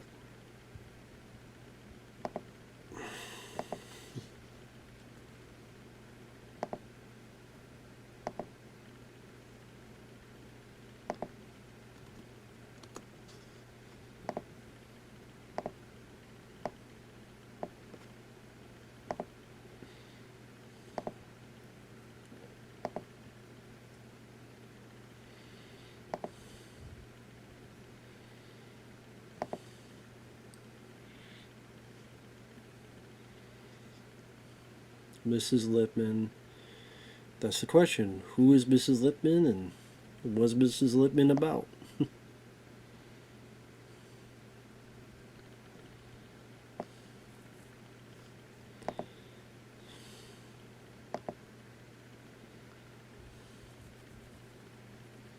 Yeah.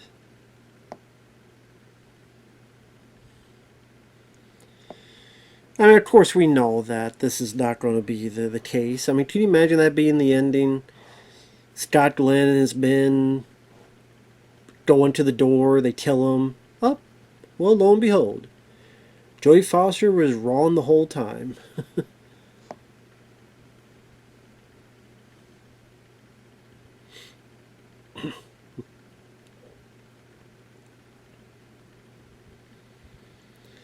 But I do like the way it's edited, where it's trying to, like, again, it's trying to fool the audience. Two things happening, make them seem like they're in conjunction at the same time. But like I said, I wonder if anyone ever bought this though. Did anyone ever buy into, yes, they're really at Buffalo Bill's place? I don't know if anyone ever bought into it. I think it was more of,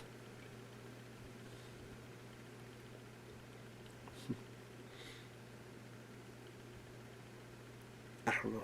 They're just curious to see what's going to happen next.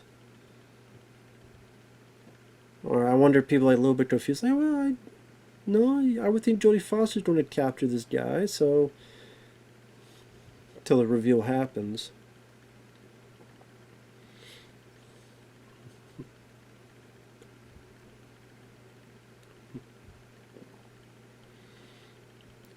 Did a nice bit of the way it's edited to make it seem like a seamless, happen at the same time type of thing. I mean, you could say it's a bit cheating and misleading, complete mislead. But I mean, sometimes that's the purpose of the viewer for this reaction. Like, oh shit, she found the guy.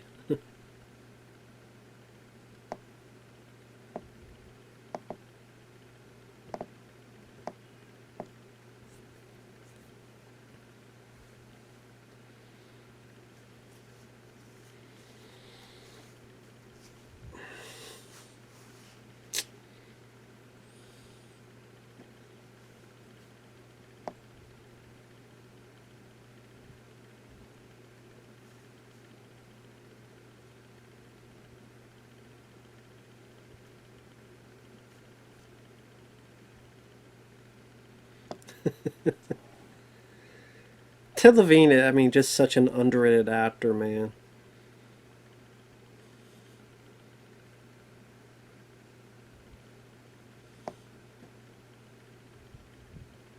And just has a great voice too. It just has a very, I just love his voice. Such a unique voice.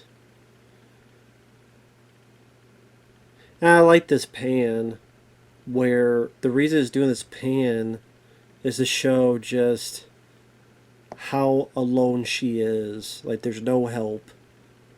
You know, there's no help coming. There's no help on the way. There's no help, like, just how alone she is in this situation. I like that she's not stupid, too.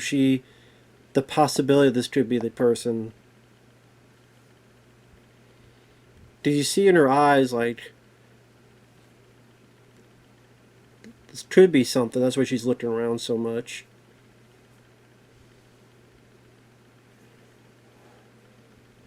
Noticing little things like, wait, that could be that, and that could be that, and that could be that. Until eventually, there you go.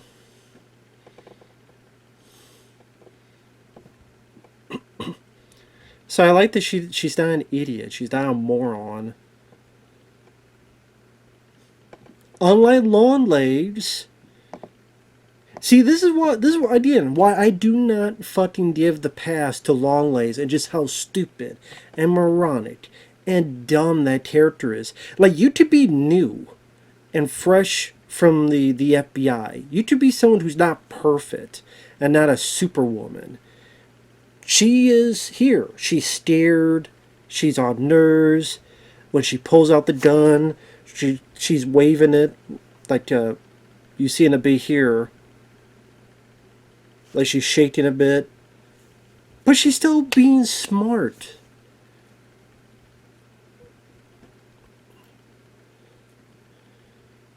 She has the gun. She follows the guy. All the other stuff.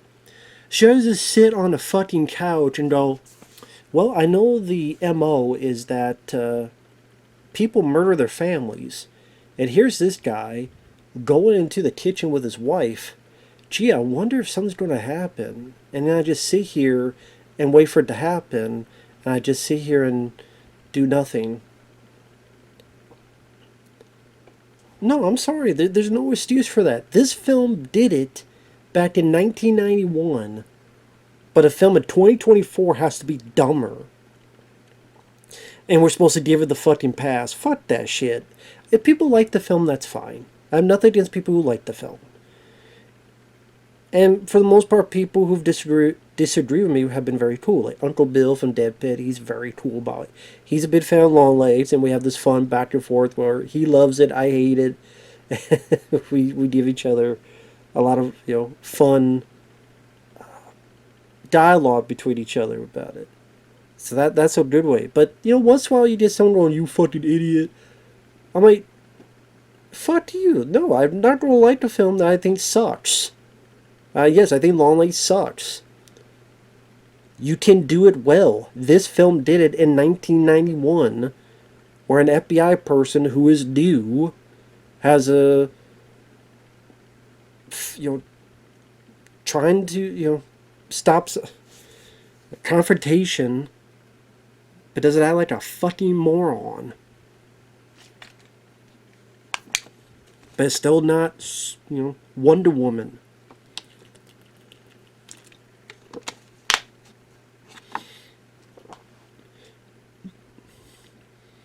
And this is nice too. And she's trying to talk to this lady.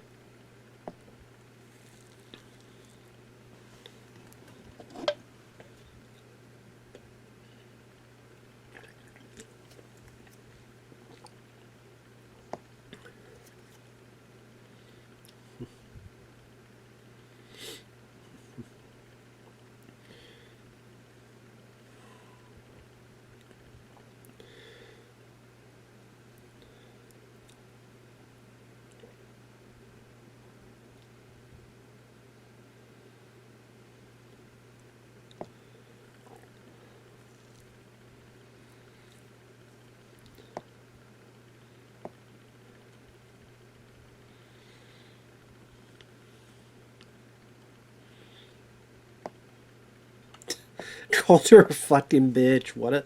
Fine, I'm gonna leave your ass there. In fact, I'm gonna shoot you myself. How about that? And the dog. Calling me a bitch. I'm gonna shoot you and the dog. How about them apples? God. What a... But at the same time, I mean, sadly, that would be a real reaction to some... I could see some senator's daughter fucking acting that way. Like this person trying to save you. Hey, you fucking bitch. It's like, well, fuck you then. I'm gonna leave you to die. Hope he makes a coat out of your ass. Or a pair of underwear since you're a shithead.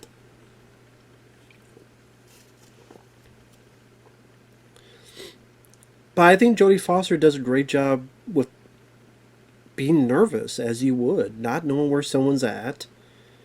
Being her first... This would be her first confrontation, and where the hell could this person be? But trying to be professional as well.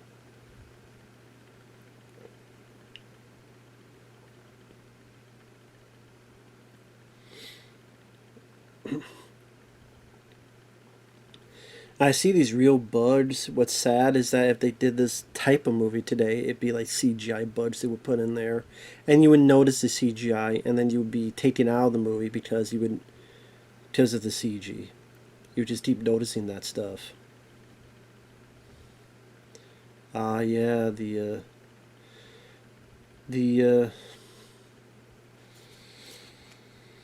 goggles. Night vision. The goggles, they do nothing. But I thought this was really cool, that being in the point of view of the killer here. But it's smart too, like how do you film a scene that's supposed to be dark, where you can't see, but how do you film it?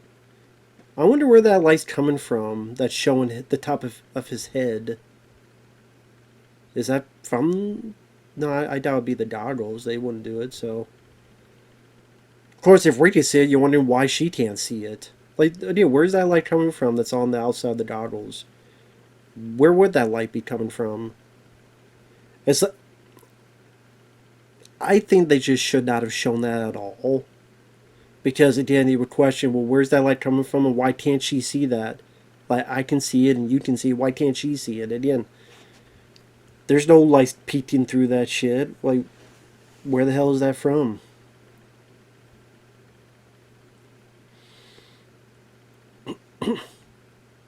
Like, you could do the whole... It's like they couldn't trust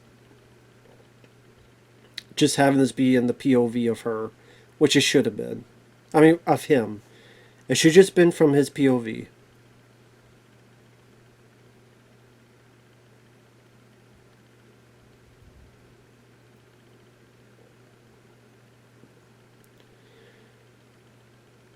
It should have just been his POV, and then you see the gun raise, and then pew, pew, pew.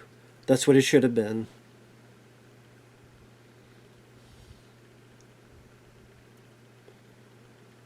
That's what it should have been.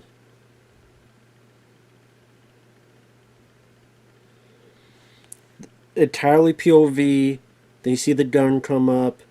Then with that, you have the sound effect that she turns, and then they go from there.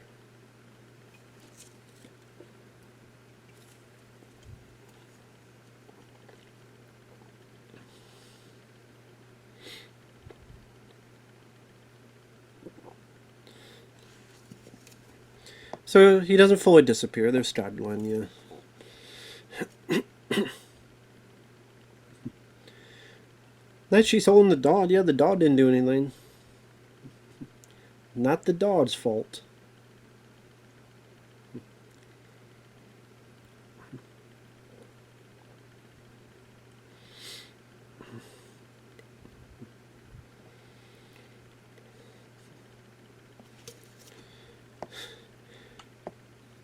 Can you imagine she did all this and she still doesn't pass to be the FBI agent? Yeah, I mean, that was great, but I don't know. You got a D on this one exam.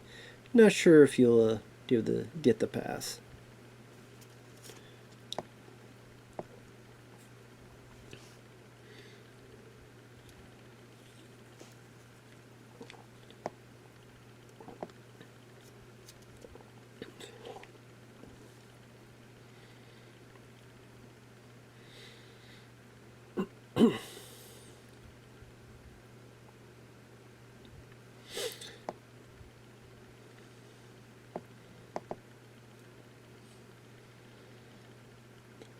I forgot those two guys came back at the end here.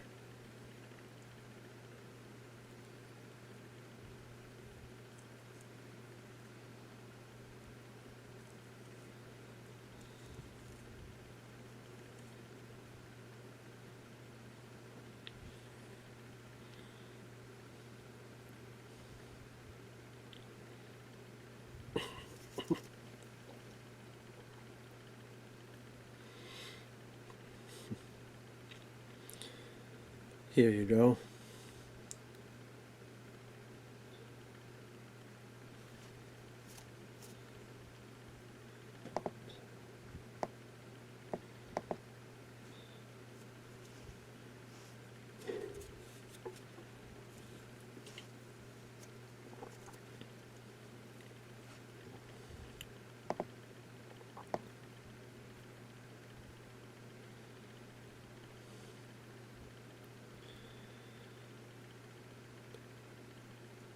I'm having an old friend for dinner.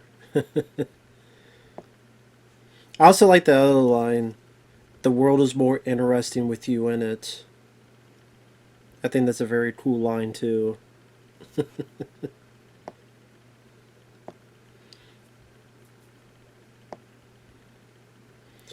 And the thing is that even though he's a bad guy, we're kind of fine with this guy getting his just desserts. I don't know how you want to put it. So, I mean, Aussie's a different country, so.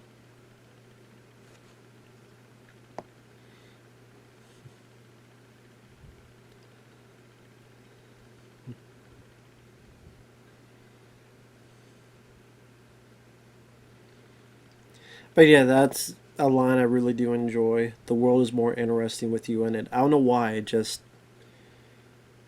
says a lot as to why, like you say, he's not going to go after her and stuff of that nature. The world is more interesting with you in it.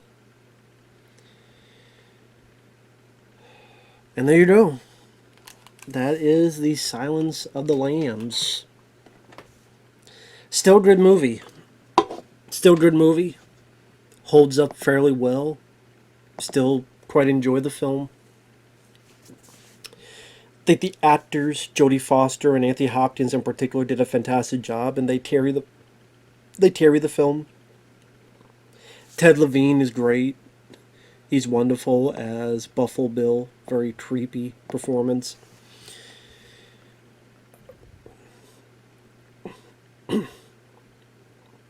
Yeah, it's not the kind of film that's going to have a lot of action. It's not the kind of film that's going to have a lot of gore. I mean, there's violence in it, but I mean, you could find probably more on, again, True Detective, or at least the same, or any other thing, TV show.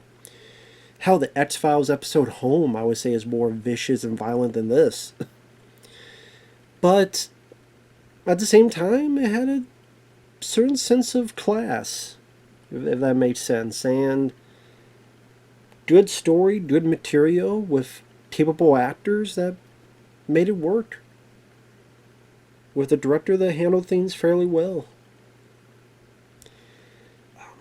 The film, I mean, at times feels a bit long at an hour and 50 minutes, but it wasn't too much of a bother. It wasn't too much of a bother. Like I said, the stuff between him and the... It seems like there was going to be more between her and Scott Glenn, and again, I don't know if that stuff was cut out, or if that was in the novel, but then, let's just cut it to what we have here. I don't know. So, it seems like there's stuff missing. Not that it needs and I miss it, but maybe it's just me. But, yeah, other than that, still a good, solid movie. And while I do like Manhunter more for, like I said, the Michael Mann's 80s grit style, I like William Peterson. That one just hit a bit harder for me. I don't know how else to put it. But this is still a good one. Still a good one. Hannibal, not so much. Hannibal Rising, I think, sucks.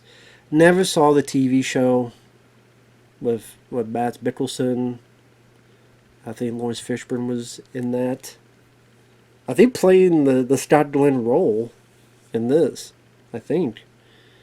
Lawrence Fishburne was in that, playing that role. Gillian Anderson.